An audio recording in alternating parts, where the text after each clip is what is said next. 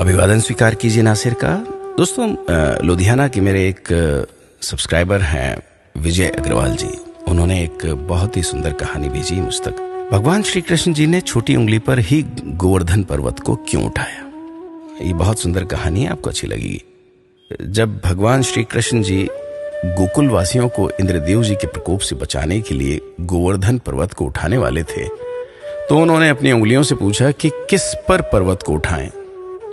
तो सबसे पहले अंगूठा बोला, मैं नर हूं, बाकी उंगलियां तो स्त्रियां हैं, अतः आप पर्वत मुझ पर ही उठाएं।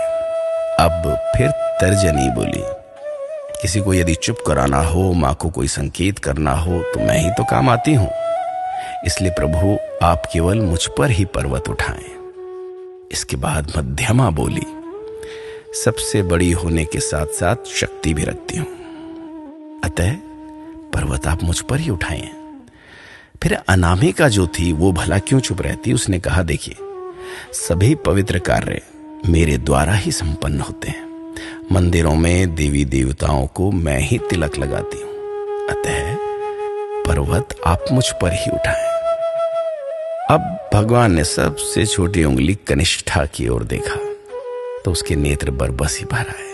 वो भरे नेत्रों के साथ बोली, प्रभु, एक तो मैं सबसे छोटी हूं, मुझ में कोई गुण भी नहीं है, मेरा कहीं उपयोग भी नहीं होता, मुझ में इतनी शक्ति भी नहीं कि मैं पर्वत उठा सकूं। मुझे केवल इतना पता है कि मैं आपकी हूं। छोटी उंगली की बात सुनकर भगवान श्री कृष्ण प्रसन्न हो गए और बोले, कनिष्ठे, मुझे विनम्रता ही तो सबसे ज्यादा पसंद है। यदि कुछ पाना है तो विनम्र बनना पड़ेगा।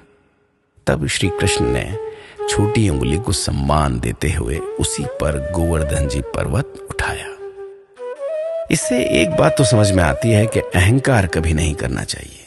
विनम्र और सरल बने, तभी प्रभु आपके हो सकते हैं। छोटा बने सो हरि जी पावे।